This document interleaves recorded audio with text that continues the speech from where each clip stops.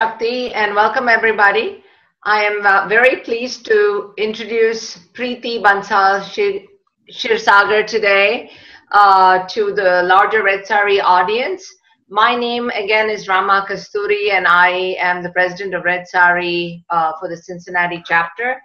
And I am very pleased that Preeti has chosen to participate in our webinar today.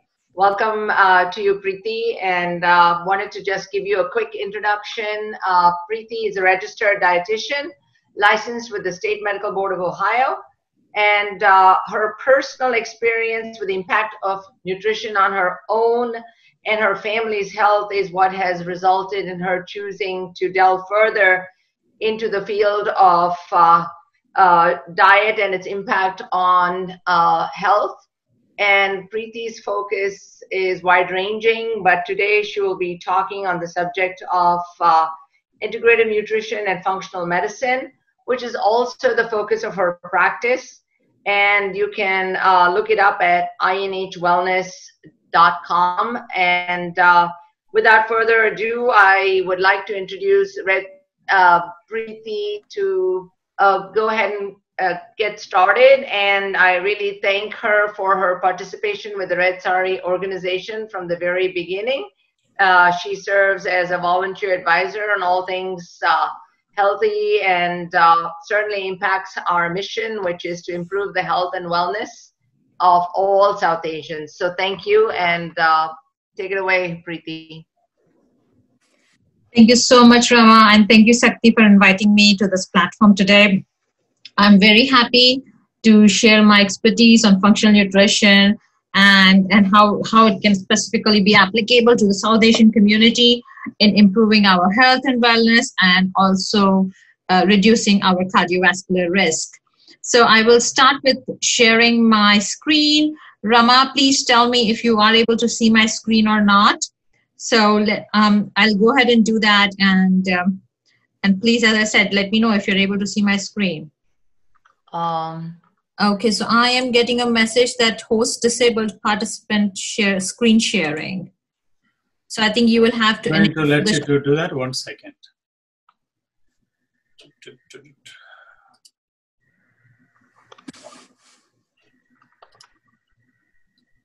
Okay. Okay, let me try that again. Try that, yeah. Okay, wonderful.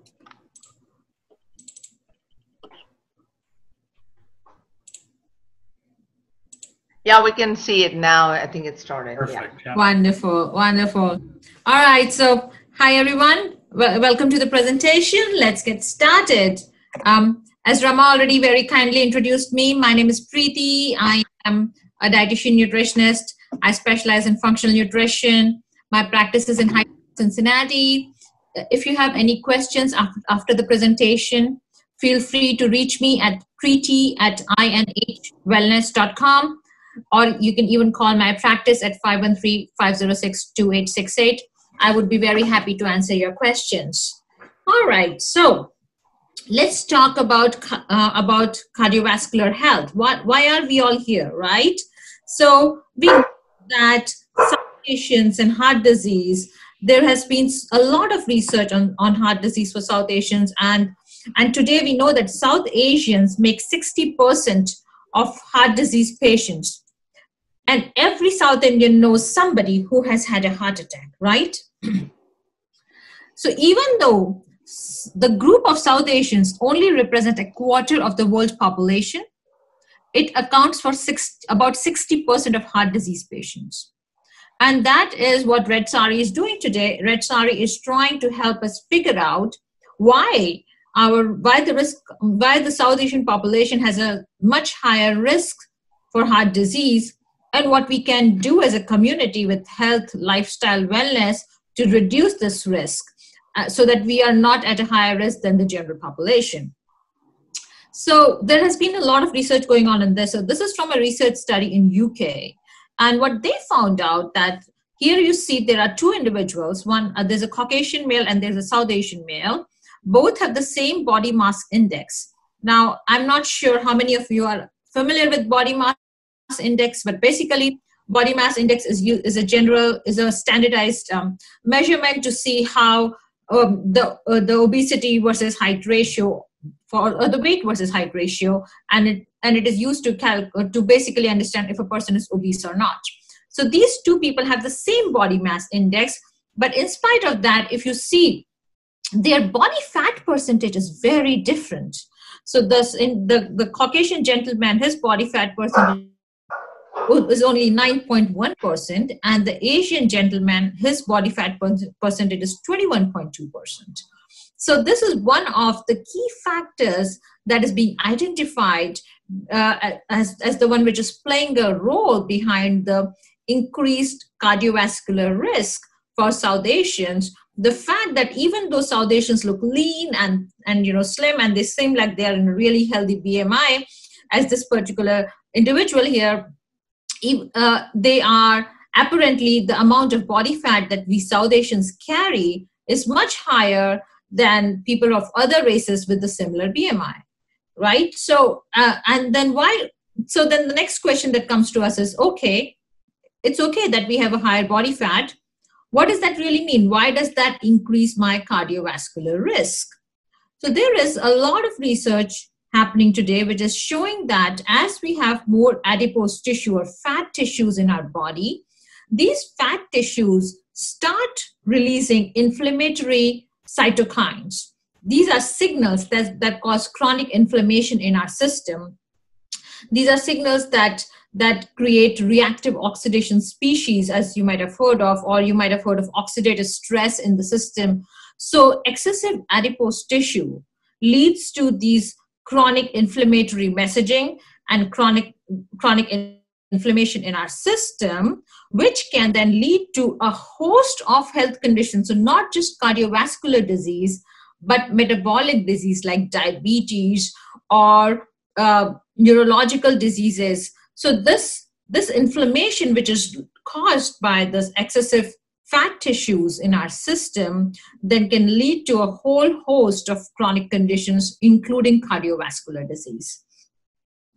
So this is a research study which was done by MD Anderson Cancer Center. This is in Texas, and what MD Anderson Cancer Center really does is they do research on understanding the root cause behind chronic conditions. So yes, of course, they look at how to treat cancer and other chronic diseases, but they also really specialize in trying to figure out what is it that is leading to these chronic conditions. So they came up with this research paper where they said that chronic inflammation and aging, of course, together are the underlying risk factors for chronic conditions like cancer, neurological disease, metabolic disease, bone, skin, cardiovascular disease, which is of key concern for us today, chronic fatigue, and inflammatory diseases like inflammatory bowel disease and arthritis and so on.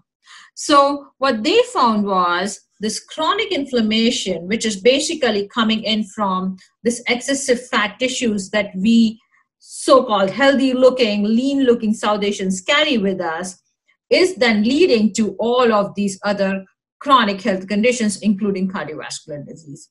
And some of you might be familiar with the Masala study, which is a study which is again focused on trying to figure out why South Asians have an increased risk for cardiovascular disease.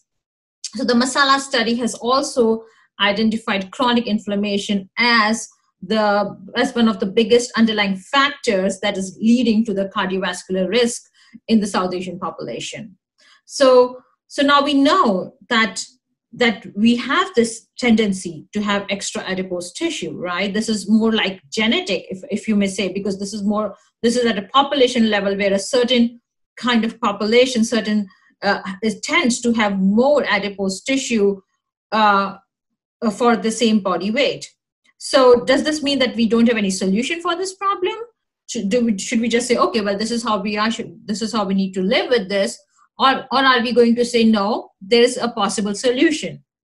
And the truth is that the same Masala study has found that there are ways in which we can modulate our health, our lifestyle through food and nutrition to be able to reduce our risk for cardiovascular disease. So for the rest of the presentation, we will talk about what we can do with functional nutrition to help bring this chronic inflammation down, which will then in turn reduce our risk for cardiovascular disease. All right, so what is functional nutrition? So functional nutrition is a term which has been designed by the Institute of Functional Medicine.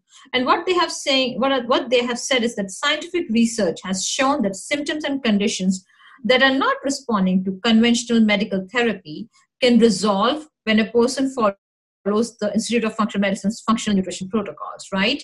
And then they have given this whole list of chronic conditions which can be addressed using functional nutrition, and there's high cholesterol, insulin resistance, weight management, and more, and chronic inflammation is definitely a part of that. So we can address all of these different conditions with the help of functional nutrition. So what is functional nutrition? So this is the 5R model of functional nutrition. This defines what functional nutrition is, right? So functional nutrition has 5 R's in it. The first R is remove. So we are removing pro-inflammatory foods, pro-inflammatory factors, as well as allergic foods that we could be allergic to. So we remove those factors that create inflammation in our system. Then we replace them. We replace them with deficient nutrients. How do we find out what nutrients we are deficient in? We'll talk more about that.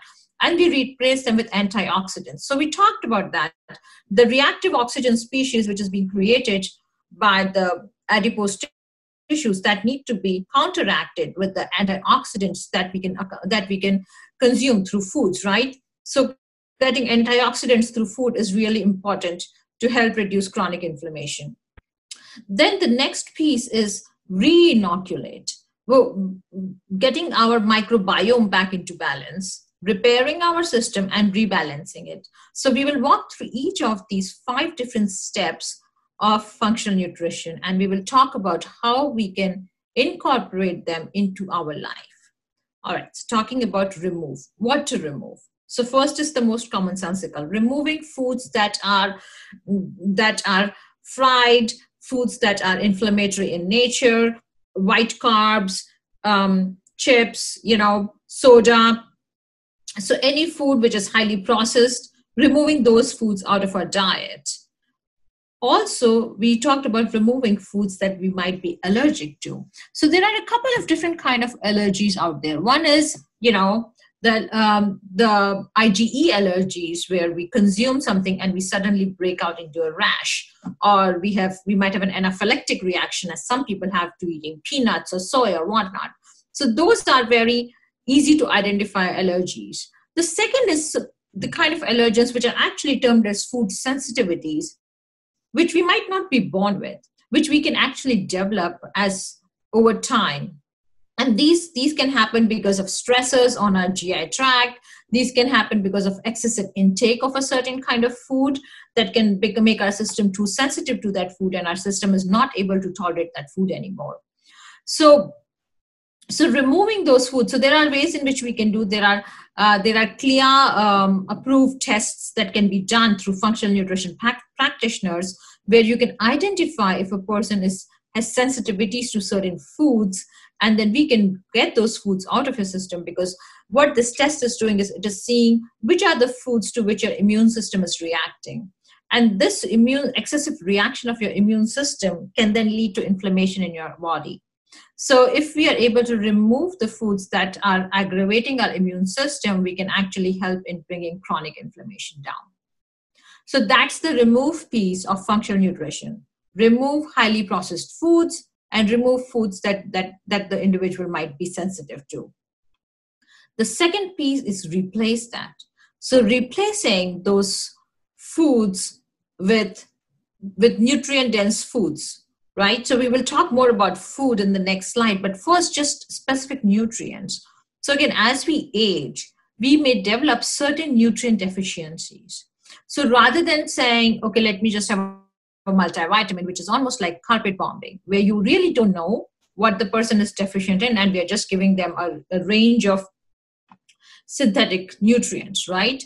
Rather than that, finding out through functional nutrition what specific nutrients is the person deficient in, and then we can create a program for that person, finding out foods that are rich in those nutrients, and making sure that the person is consuming those foods. And if also needed, using very targeted, specific dosage of supplements to kind of bump up the levels, and so that the person can then sustain through high quality nutrient dense foods and get the nutrients that the person is deficient in. So that's the second piece, replacing with deficient nutrients. Also replacing with antioxidant rich foods. So that's the more big picture, the bigger umbrella. We removed the highly processed foods and we are replacing them with antioxidant rich foods. So fruits, vegetables, whole grains, and we will walk through this more in detail, because this is where things are in your control. As an individual, you can do this.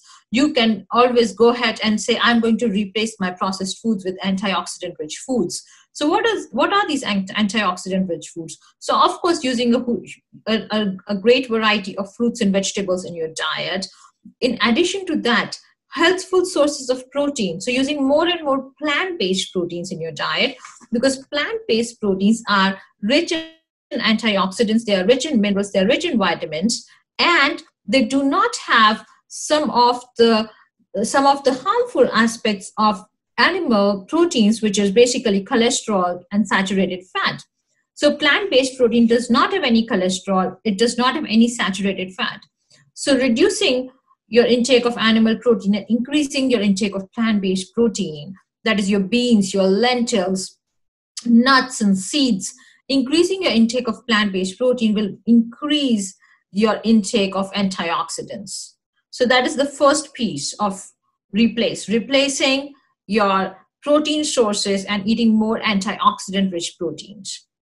The next is good fats. We all consume fats in different forms, in oils and processed foods and whatnot. So rather than that, getting good fats like from whole foods like avocados and nuts and seeds. So rather than getting highly processed fats, getting natural healthy fats and making them as a major source of fat in our diet. Then the next is carbohydrates. Carbohydrates have a bad reputation in our country or in our world. We say carbs are bad. Count your carbs. Don't intake too many carbs, right? The problem is that the form of carbohydrates we consume is highly processed again. We are eating white bread or potato chips, or, even if we are eating white potatoes, we are frying them, or we are adding cream to them. So we are not really eating carbohydrates in their healthy form, which is your whole grains. Or even if you're eating pastas, you can get pastas which are made from lentils or edamame, which are much higher in protein than your regular white pasta.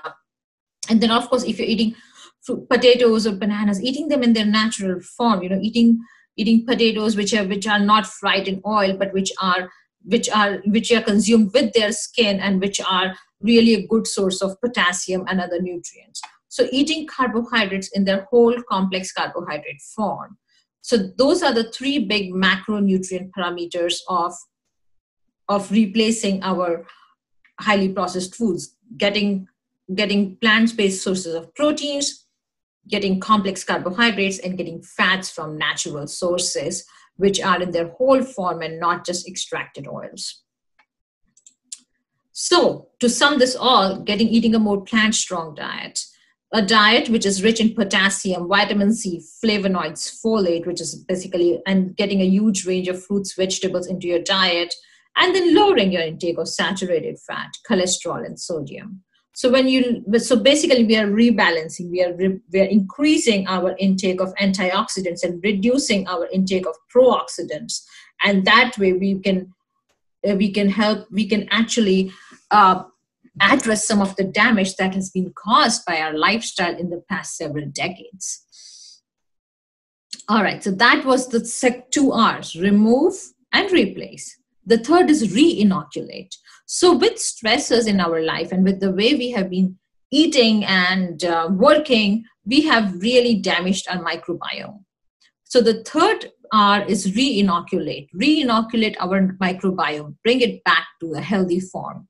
So there are 2 pieces of the microbiome. There are 2 factors in a healthy microbiome. They're the prebiotics and the probiotics.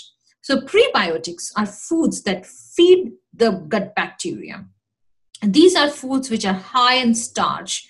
These are foods which are high in complex starch, sorry, not simple starch, complex starch like your jicama or like ginger, onions, your vegetables like broccoli. So these are all foods which are high in complex starches, and they act as very strong prebiotics. So consuming more of those prebiotics in our diet is important. The next is probiotics. So I'll come back to that slide. Probiotics are foods that are themselves rich in the good bacteria. So these can, of course, be fermented vegetables, which have become rich in bacteria because of the fermentation process, or these could be some really high-grade probiotic supplements that we can consume through our we can either get them through a practitioner, or we can get them on our own, but really high-quality probiotic supplements, or consuming probiotic through foods like fermented vegetables. So another way of identifying what probiotics we need is we can also do a GI health testing to figure out what is going on with our microbiome balance at this point. Where are the imbalances? And in that way, we can actually find targeted solutions to improving our microbiome, because now we have data which is showing this is what's really going on in this individual's microbiome. And now we can use that information to identify the right mix of probiotics for that person. So this is the third R, re-inoculating our system, making our microbiome healthy again. The fourth R is repairing our system. It's so important. So we have really, over time, we have damaged our system.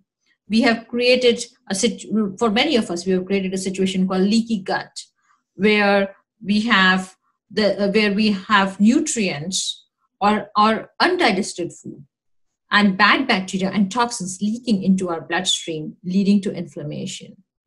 So the 3 R's that we have seen, remove, replace, and re-inoculate, play a big role in repairing our intestinal tract.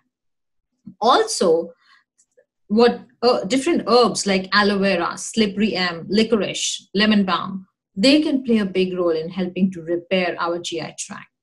So again, with we were looking at the GI health test. So that test can also help us in identifying what's happening with our GI tract. Is our GI tract leaking? Is there something going on which needs us to use a good herbal solution to heal our system? Because again, this leakage in our GI tract can lead to chronic inflammation.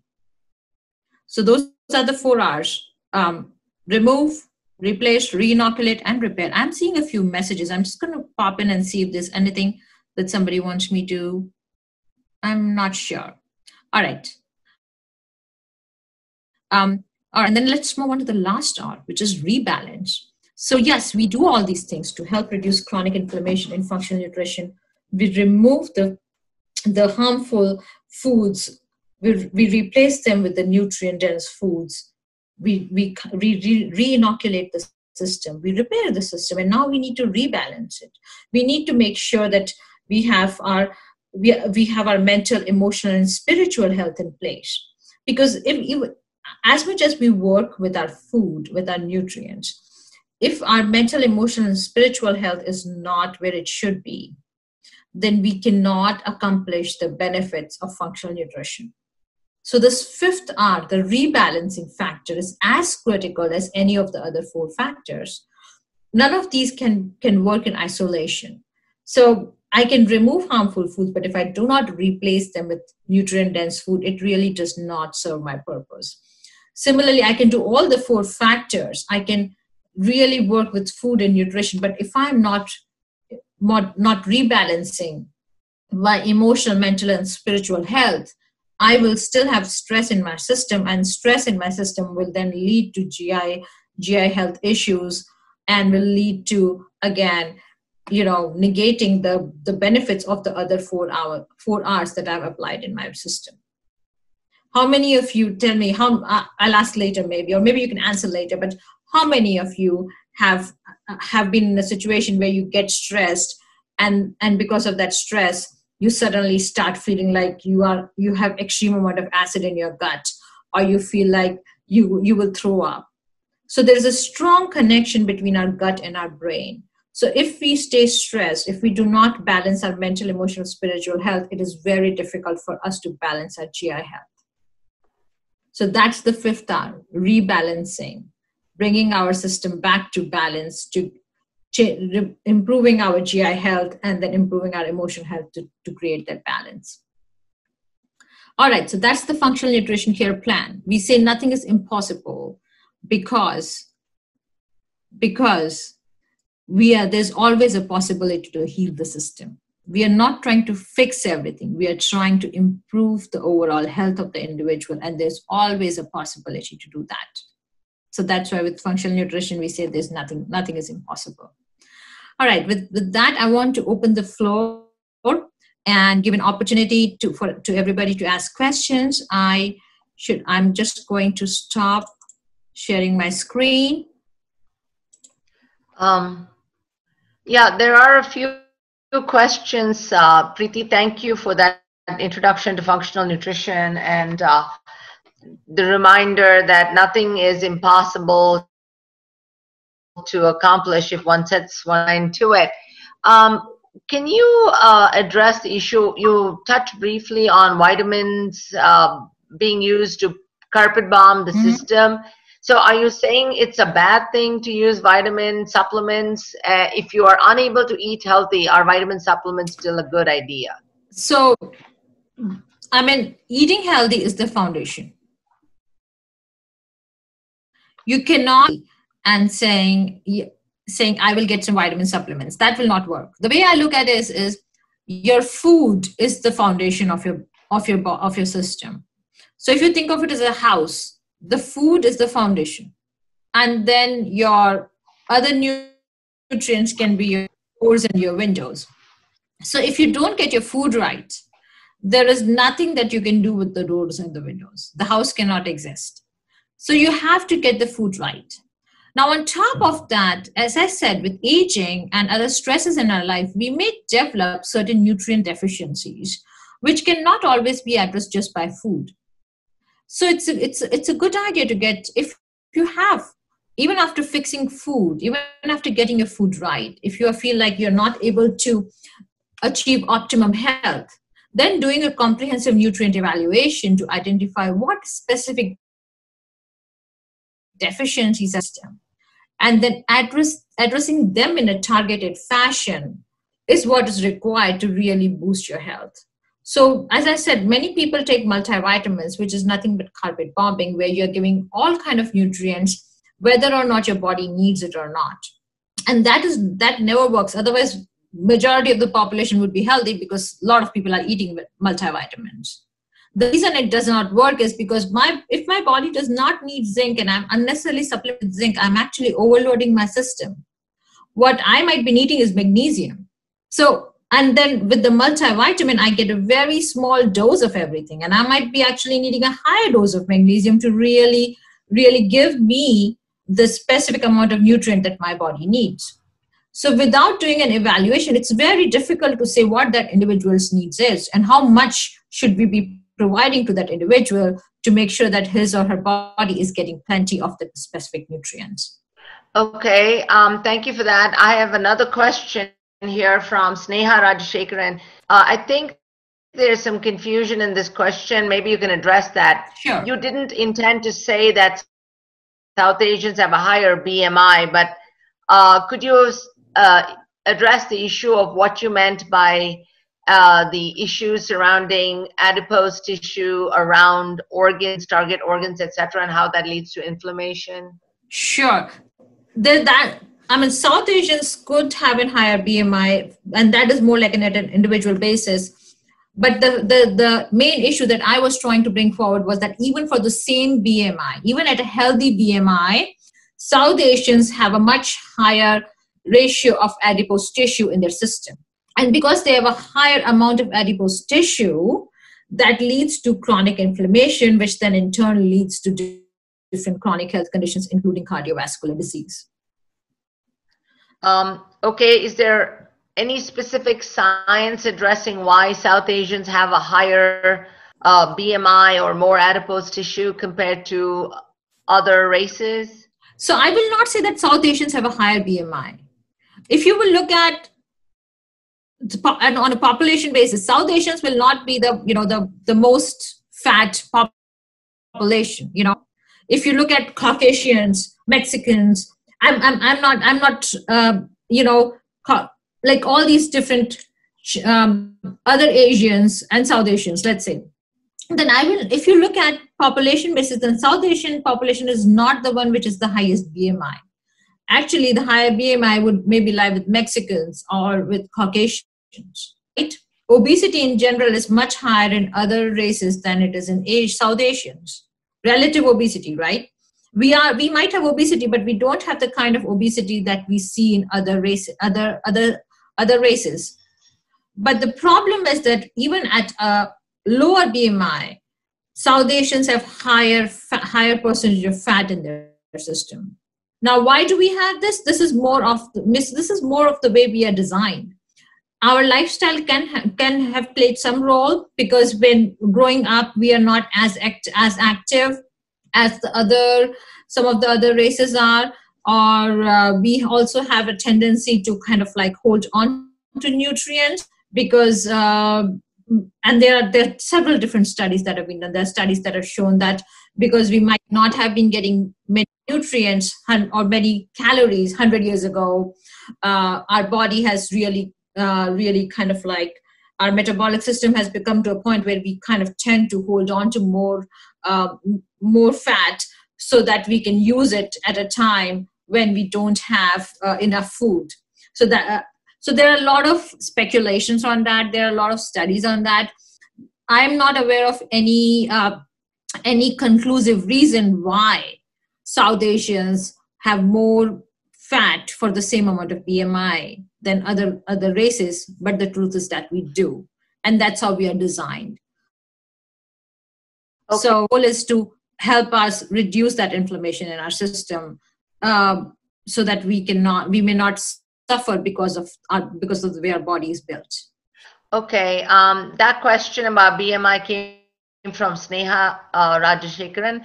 Now I have a question from Rajashekaran Namakal. Is there a limit on consuming antioxidant food, and how much is sufficient, or is there a chance that if you have too much of antioxidant material in your body that you could tilt the redox balance towards more of the reductive arm, is the question? No, there is no possibility of eating too much of antioxidant rich foods, as long as you're eating real foods. If you're starting without the guidance of a functional medicine expert, then yes, you can get into trouble where you might get too much of something. But as long as you're using food, you're using whole grains and beans and lentils and fruits and vegetables, there is no possibility of you becoming too much on the antioxidant end. Okay, another question from Sunny. What about Ayurvedic phytomedicines to boost immunity? Is that a natural way of trying to go about it? Absolutely possible. Yes, you need to work with an expert who knows the phytomedicines. I mean, many of the things that I was talking about, right? Aloe vera, slippery elm, these are all herbs, right? And Ayurveda is expert in herbs. So I definitely value that. I definitely respect that. You just need to find a good Ayurvedic practitioner who she is doing to give you the right herbal concoctions. Okay. And talking about herbal concoctions, we have a question from Facebook. Mini Haridasa wanted to know, what are the best forms of herbal remedies for repairs that you might recommend? What kinds of herbs? So there are definitely some basic things that you can use, like aloe vera, ashwagandha, but I would always say still work with a practitioner to figure out how much of what you need. Secondly, as I said, there are ways in which we can actually identify what your body specifically needs. And those are, there are certain testings that can be done to really understand what is going on in your system. And then we can find out the right herbal options that would work for you. But if you want to use something benign, aloe vera juice is great. You can buy 100% pure aloe vera juice at many of the stores like Whole Foods or, Fresh Market and so on. So Some of those are benign options that you can consume, but if you're planning to use any strong supplements, make sure that you have the right guidance. Okay, is there a vegan diet that is better than others? And what kinds of vegan diets exist? I mean, is there one that you might recommend, or do you shy away from the idea of a purely vegetarian vegan diet? There is nothing wrong with eating a completely plant-based diet. I would not call it a vegan diet, because veganism is a very, 0 or 1 situation where you're saying either you are a vegan or you're not a vegan. And I believe in having the balance in your system. Having said that, if you want to eat 100% plant-based diet where you do not eat animal foods, will you be healthy? Yes, you can absolutely be healthy if you have the right balance. Now, by the right balance, about the right balance of your proteins, your complex carbohydrates, your fruits and vegetables. So almost think of it as a plate, and in that plate, every meal by volume, a quarter should be coming from complex carbohydrates, whole grains. A quarter should be coming from non-starchy vegetables. A quarter should be coming from plant-based proteins, which is your beans and lentils. And then a quarter should be coming from fruits. So as long as you maintain that balance of food, you will be eating a very healthy, plant-strong diet. The problem happens when people start eating Oreo cookies are vegan, and so is pop, and so can be French fries. So when you are eating a vegan diet, you can eat highly processed foods and completely hurt your system. What you need to do is you need to eat a very healthy, plant-strong diet.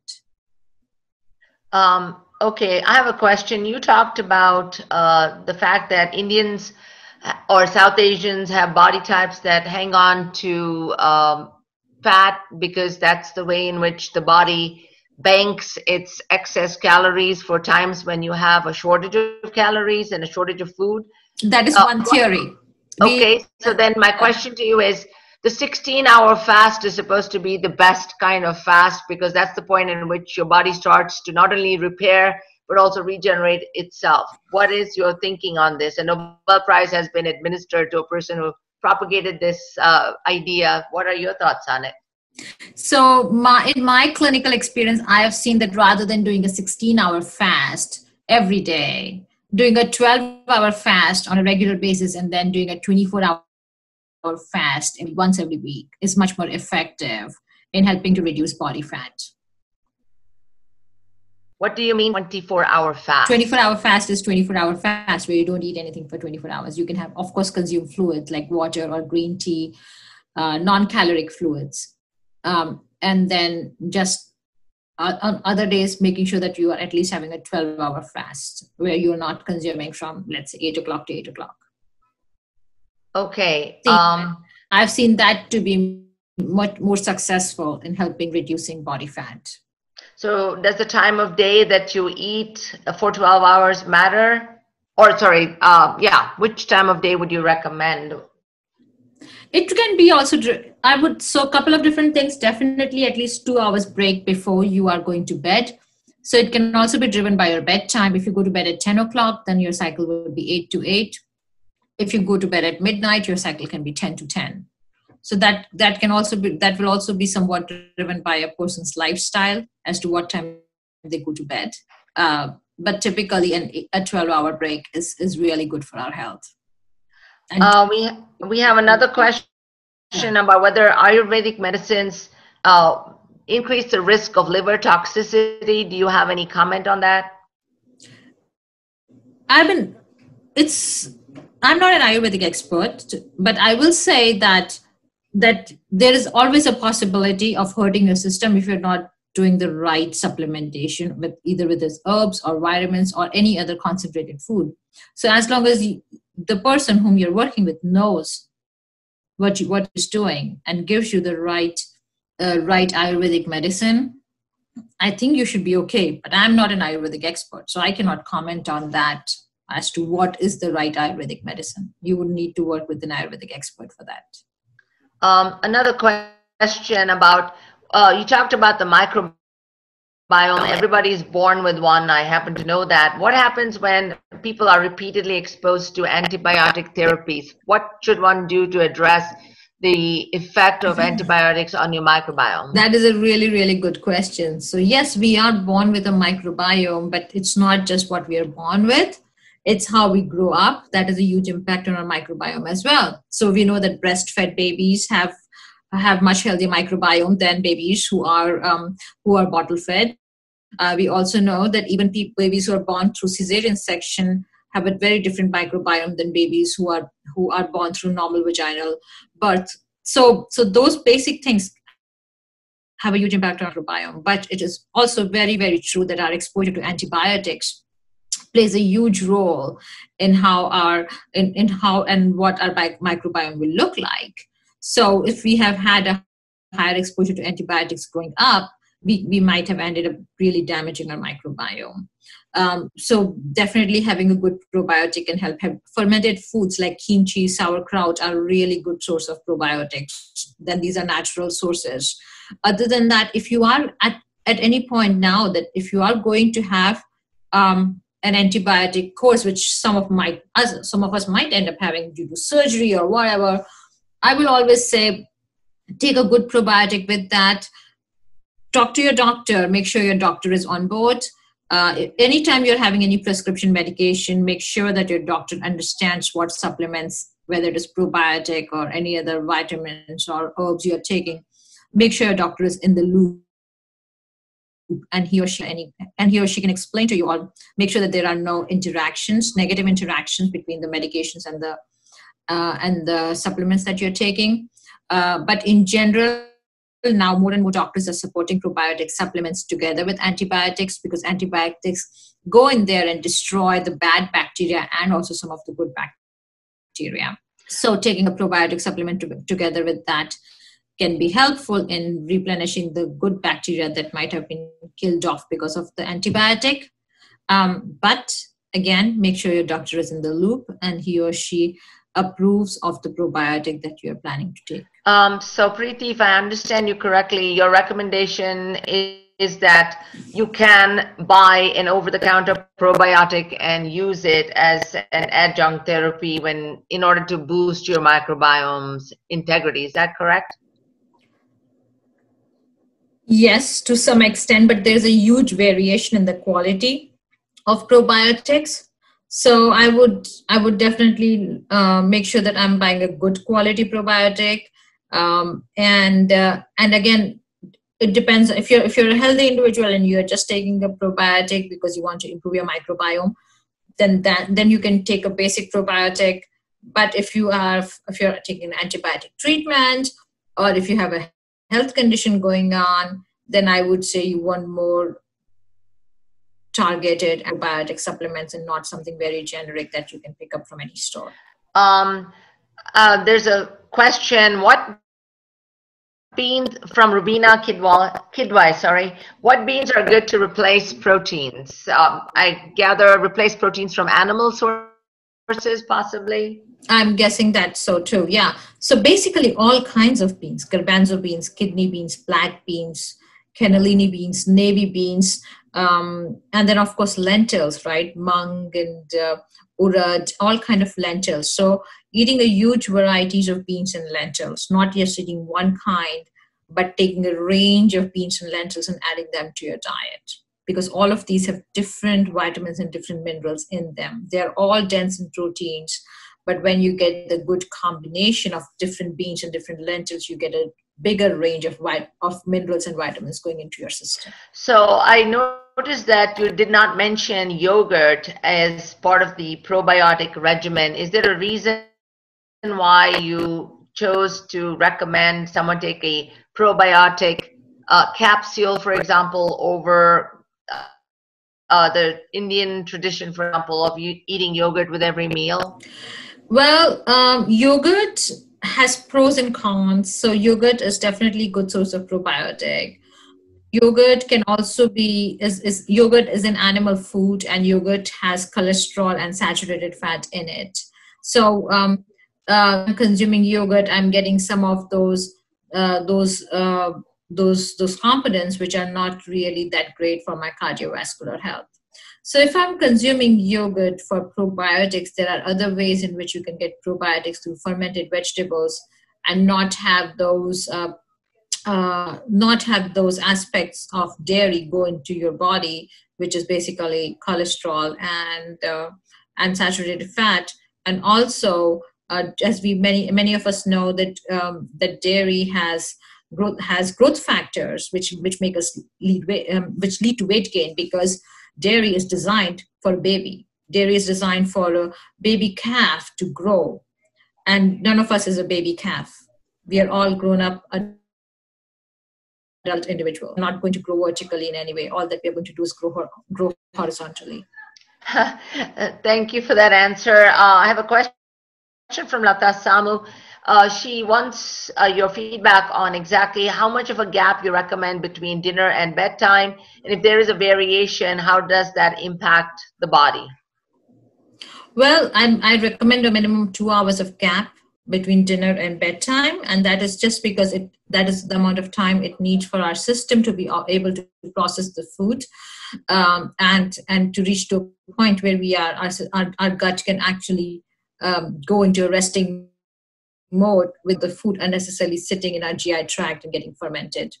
So minimum of 2 hours. You can also do 3 hours. There's nothing wrong with that. And if you don't do it on a certain day, it's not like you are going to destroy your gut. It's like you had a day of exception, and on that day maybe your food did not get digested so well, and that's okay. You can always make up for it by being more regular on the other days. So there could be a day or two of exception, but in general, your lifestyle, I would recommend, should be at least 2 hours of gap between mealtime and bedtime. We have another Thank you. We have another question from Annie Thomas. What is your recommendation related to drinking tea and its relation with gut microbiome, if any? So there are a lot of different kinds of teas out there. Green tea are really great in terms of their antioxidant load, and also in terms of their positive impact on our microbiome. Black tea in general is higher in caffeine and tannins, and they are more acidifying in nature. So I would be more cautious with black tea. Again, you can do a lot of other things to tea to make it more antioxidant rich. You can add, as many of your South Asians here, I'm sure you're aware of tulsi or holy basil. So adding tulsi to your tea, adding ginger to your tea are all different ways in which you can make your tea more antioxidant rich. There's another question from Rubina.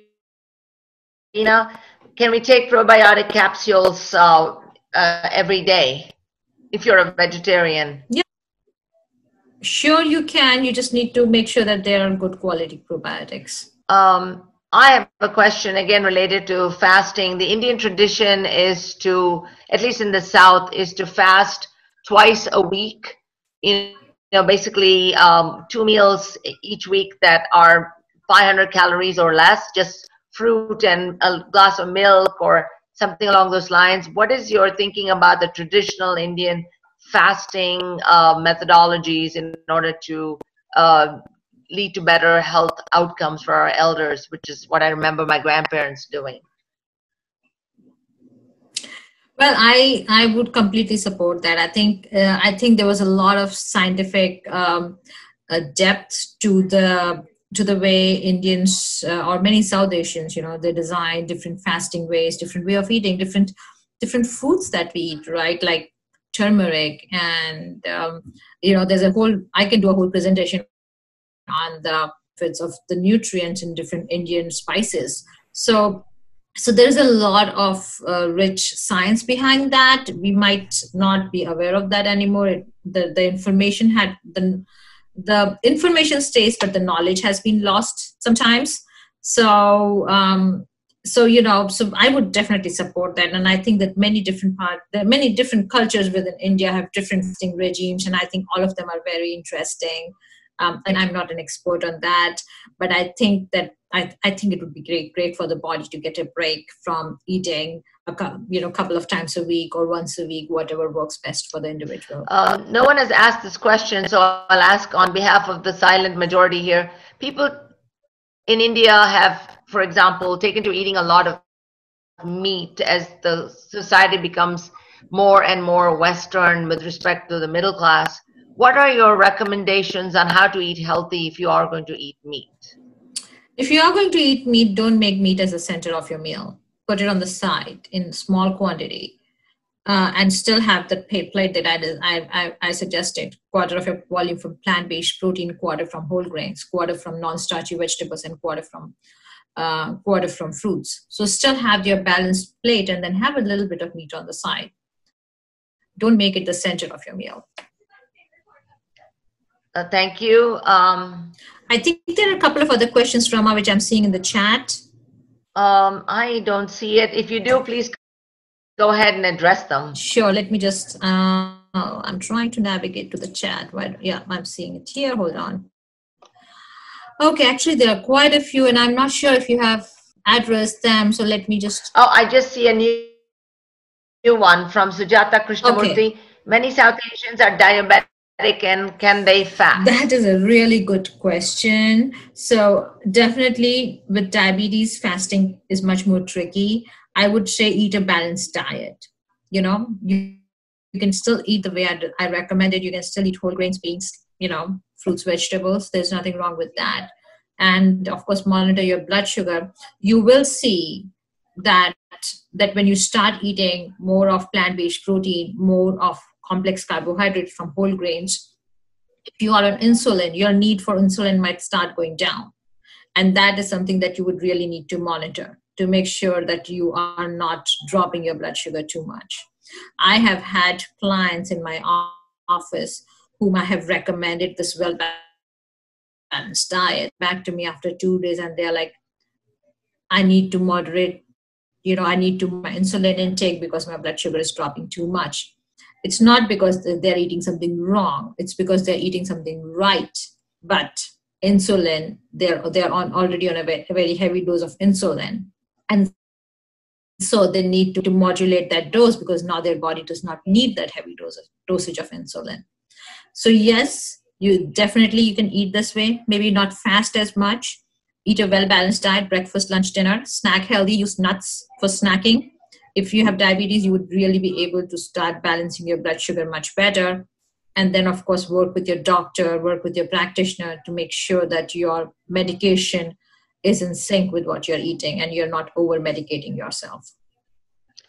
Another question that I have is, how does the typical South Asian diet compare with the Mediterranean diet, which gets rave reviews for its benefits with respect to hypertension and heart disease? So the Mediterranean diet, I think one of the big pieces is it does not have added sugar. Second thing, which again, when you say a South Asian diet, I'm talking about a current typical South Asian diet. I'm not talking about a healthy South Asian diet. So, people do eat a lot of added sugar in South Asian sweets and desserts. So Mediterranean diet does not have added sugar. Second component of Mediterranean diet is fried food. They recommend consuming a little bit of olive oil, but in its raw form. So there is no cooked oil in Mediterranean diet. Another big element of the common South Asian diet, where you have a lot of fried foods in there. So you have a lot of cooked oil in the South Asian diet, which is missing from the Mediterranean diet. And of course, the Mediterranean diet focuses on the 4 key elements that I've been talking about again and again: fruits, vegetables, whole grains, and plant-based protein, which are key pieces of Mediterranean diet. The only piece of Mediterranean diet, which is mainly animal food, is they recommend consumption of small quantities of fish. Mediterranean diet is very low in dairy, very low in any other animal foods. So the key differences are very low in dairy, very low in all animal foods other than fish, very low in added sugar, and very low in cooked oils. So those are the 4 big differences between Mediterranean diet and the common South Asian diet. All right, we have another question from Sujata Krishnamurthy, wondering if red wine is really heart healthy or is it just a hype created by people on the west coast, California, Oregon, and Washington State. Well, red wine is heart healthy mainly because there is something because of the red grapes. So red grapes have something called resveratrol, which many of you might have heard, and that is a strong antioxidant substance. So if you're consuming red grapes, you're getting resveratrol and you are getting the same protective effect. If you want to have wine, studies have shown that up to 2 glasses of wine a week, again I repeat, up to 2 glasses of wine a week, are supposed to be protective. Anything more than that has a negative impact on our health. I recently read an article in the Hindu which said that the states that eat the most amount of fish in India, Kerala and West Bengal, and strangely have the highest risk for. Can you comment on why that could be the case? I have not read that article, so I'm not sure what are the other factors that they considered in this particular study. So I cannot really comment on that straightforward. If I was to guess, I would really want to see what else is going on and what are they comparing them? Are they comparing them against people who are completely plant-based or vegetarians in India? Are they comparing them against people who are eating other animal foods? And it could also be what else are they eating? You know, in addition to fish, what else is going on? Frying the fish, or I would have to really see the study to comment on that. Fair enough. What role, if any, do you see for milk, which has played such a central role in the Indian and South Asian diet?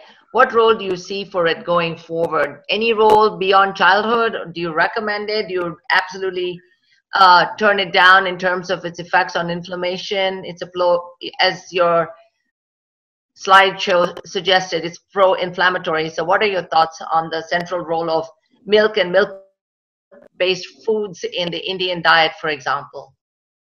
So I would say a couple of different things. Milk has not been, it is like maybe 50 years ago, 100 years ago, adults did not used to consume as much milk in India. Milk was mostly consumed by maybe growing children or babies. Adults might have a little bit of yogurt and still they would add water to it and make different drinks and consume those. They would not be consuming the amount of Indian cottage cheese or the amount of dairy that we have consumed growing up. So I think that the Indian way or the South Asian way of eating has really changed in the past century because of the availability of dairy and other calorie dense foods. So I would not say that this is the traditional place of South Asian diet. I would agree that this is the current way of eating, and I would say it should have minimal role in an adult person's diet, if any. All right, thank you very much. I don't see any more questions. Do you? That have not been addressed. I have a quick question. Is it audible? Yes, Sunny. Okay. What is your opinion about this intermittent fasting and keto diet? So, two very different things. Yeah. Intermittent fasting is basically what Rama had asked about: 16 hours fast and 8 hours of eating. Yeah. And there are different schools of thoughts on that. As I said, in my clinical experience, I have seen that if you're really trying to reduce body fat, then 12 hours of fast daily and a 24-hour fast once a week is more effective. That's my experience. I've seen that work better with my clients. Now, talking about ketogenic diet, which is a whole different world. So ketogenic diet is completely inverse of the diet that I've been talking about, because it is a diet which is very dense in animal protein and fats. Right? And there are people who will say, hey, it helps in losing weight. And I will not disagree with them. The reason it helps in losing weight is because when somebody starts doing a ketogenic diet from a standard American diet, they basically get rid of all the pop, They get rid of pizzas, they get rid of burgers, they get rid of all these different highly processed foods that standard American diet has in them, right? They don't eat any white bread anymore. So they don't eat any added sugar. So they don't eat any candy. So of course they will lose weight, right? So for a friend, when a person goes from the standard American diet to ketogenic diet, yes, they will lose weight. They will probably have more energy because they are not eating the amount of crap that they would have been eating on the, the standard American diet with the candy and pop and sugar and all that stuff. So yes, it can help in losing weight. However, there are studies that have shown that in the long run, ketogenic diet is really harmful for our cardiovascular health because it can really, the amount of saturated fat and cholesterol that you're consuming, it is not friendly towards our arteries. So it is not something that is going to be helpful in improving our cardiovascular health by any means. Thank you. Thank you for answering that question as well. So Preeti, last question as we conclude the session. What exactly is a leaky gut and what is its impact on our emotional health and well-being? Great question, Raman. I think that's a really great way to end this presentation. So many of you might have heard of the gut-brain axis, where we say, hey, if our gut is damaged, then we will have more fatigue, we will have more neurological stress. So leaky gut is a situation where toxins and bacteria and undigested food starts leaking through our intestinal tract into our bloodstream. And in that situation, our bloodstream, our immune system starts, of course, reacting against those undigested food particles or toxins or bacteria, and that creates an aggravated immune response in our system, leading to inflammation, right? And then, of course, with the gut-brain axis, we know that 70% of the neurological system is actually connected to our gut. So if we have inflammation in our gut, it will adversely affect our neurological health. And I again come to the last piece, the last R, which was rebalance. It's a two-way street. If I have more stress, I am going to cause leaky gut. So I'm going to damage my gut because, again, 70% of my nervous system is connected to my gut. So if I am stressed, I am going to damage my gut, and if I damage my gut, I'm going to worsen my neurological health.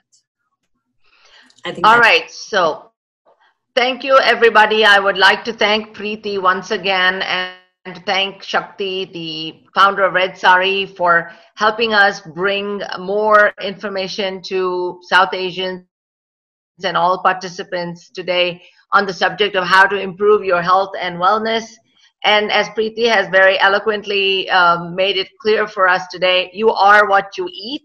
So I would certainly think about what I put in my mouth every time I go in that direction, and try to live up to Preeti's guidelines and guidance on how to help improve my own personal health and wellness. I have to say I have a great fondness for potato chips. It's my one weakness, but I have to say I moderate my indulgence of that as well. So thank you, Preeti. I greatly appreciate your time and your contributions to the mission of Red Saree, which is to improve the health and wellness of the South Asian community. And I would have to say on behalf of everybody that it was a really well done production today, and your tips on how to eat healthy and stay healthy are very timely, very important, and very helpful. So thank you again on behalf of Red Saree. You're welcome, Rama. It has been a real pleasure being here. I do want to personally thank each and everybody who raised these wonderful questions. This presentation is all about your questions, really. I can say what I want to say, but that doesn't matter. What really matters is what is it that you want to hear and what is it that you want to know. So thank you so much for the wonderful, insightful questions. It was a real honor being here today. I'd like to end by thanking Lata Samu, has made it possible for us to have these web conferences. So Lata, thanks for everything you do, Secretary of Red Saree Cincinnati. Thank you all for participating and making this a productive session. Good night. Good night, everyone. Bye. Bye-bye.